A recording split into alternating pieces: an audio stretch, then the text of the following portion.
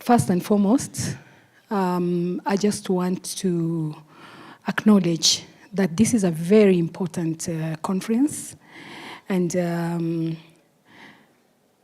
I stand here today and I bring greetings from our Cabinet Secretary, Dr. Deborah Baraza, and our Principal Secretary in charge of Public Health and Professional Standards, Madam Mary Muriuki, and the rest of my board members will not be here, but I think we are here with I was supposed to have been joined in by our two board members, and I can see Captain Munani Mbatha is here with us, and there is John Gugi, who is also here with us today.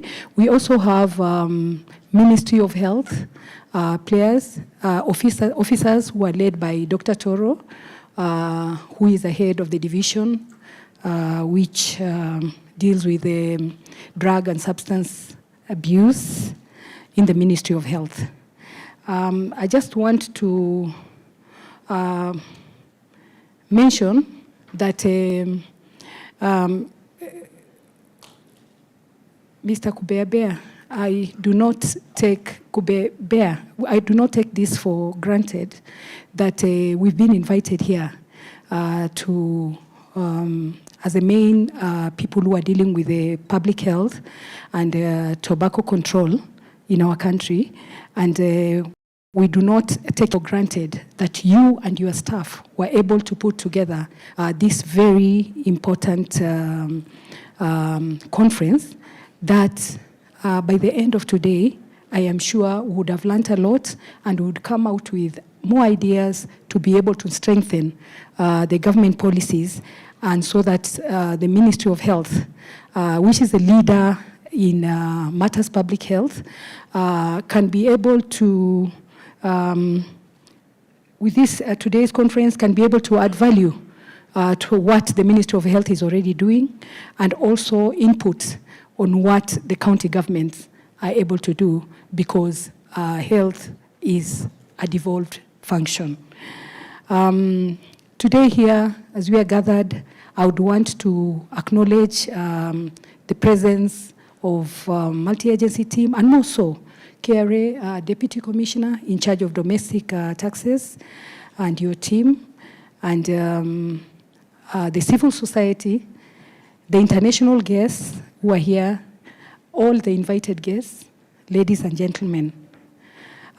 Today, this conference is a very important conference because it addresses the novel, the new and emerging products, the novel nicotine and tobacco products, and the theme is safeguarding public health through progressive regulatory policies. Ladies and gentlemen, it gives me great pleasure to join you today at the 3rd Annual Tobacco Taxation Conference.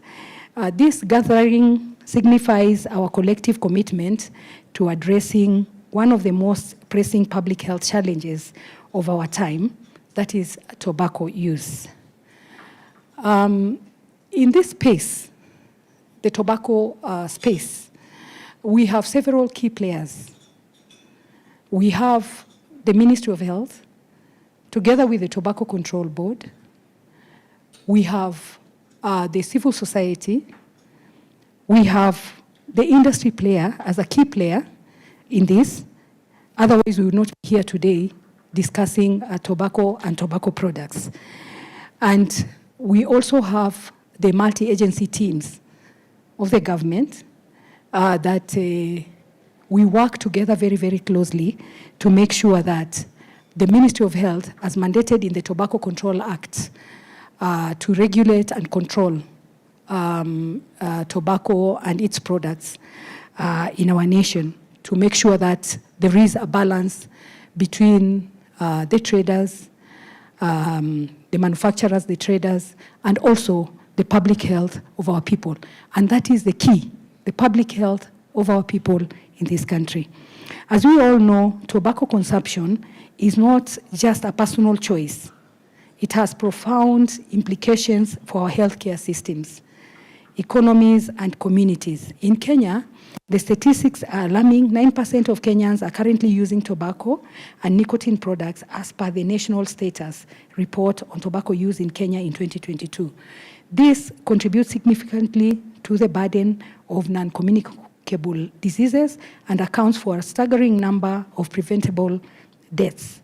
These are lives that could be saved, families that could be whole, and a healthcare system that could be more effective in serving its citizens. Today, we are here to reaffirm our commitment to advocating for robust tobacco taxation policies as a vital tool for reducing consumption and generating critical revenue for public health initiatives. The World Health Organization Framework Convention on Tobacco Control underscores the importance of price and taxation measures are one of the most effective strategies for reducing tobacco use. This is not merely a recommendation, it is a call to action. We must advocate for tobacco tax that align with the WHO recommendations of 70% of the retail selling price. This measure is not just about generating revenue, it is about making tobacco products less affordable and consequently less appealing to our youth and vulnerable populations. I think where we come from all the communities we come from, we've seen an increase in use of these new and emerging products, especially by our youths. Even our very young children at the age of 9 and 10 are actually using these products because some of them are quite cheap. When they are given their little pocket money to go to school, to buy mandazi, they would choose sometimes to buy these products because they are quite cheap. A coherent and simplified taxation structure will eliminate loopholes and ensure that multinational tobacco companies can no longer evade their responsibilities. We create a level playing field where every player contributes fairly. We must also recognize and address the deceptive tactics employed by these industry players. You have seen in the market some flavored products which are appealing even to children because they have different flavors. I know just recently the Gen Zs were making fun of the tear gas, and they were saying they wanted different flavors. But believe you me, whatever flavor it is, tear gas is just tear gas. So the same way, even with the flavored tobacco products and nicotine products, the same effects and dangerous effects would not be reduced because they are flavored. But again, when you look at them, at those products, they are very appealing to our children and the youths, because they look at it, if a product smells good, like a sweet, then it makes it easier for the children to get attracted to it. These corporations often position themselves as stakeholders in policy discussions, but their primary objective is to maximize on profits. Oh yes, when people trade, they look at profit margins, often at the expense of public health. It is our duty to challenge this narrative and ensure that the voices of the communities most affected by tobacco use are prioritized in our discussions. As we move forward, let us unite in our efforts to advocate for comprehensive tobacco taxation reforms. The path ahead may be challenging, but together we possess the knowledge, expertise, and passion to drive meaningful change. I urge each of you and each of us to engage with our communities, the policymakers, and stakeholders to create a unified front against tobacco use. Let us remember that every step we take today contributes to a healthier future for our children and generations to come. Together, we can reduce the burden of tobacco in our society, enhance public health, and ensure that our government is accountable to its citizens. On behalf of the Tobacco Control Board and the Ministry of Health, I affirm our commitment in tobacco control to ensure a healthier society for all. To all partners and stakeholders, thank you for your commitment, your passion, and your unwavering dedication to this cause. Let us make this conference a catalyst for change. And I would also just want to point out that the Ministry of Health and the government of Kenya are keen on making sure that our people stay healthy.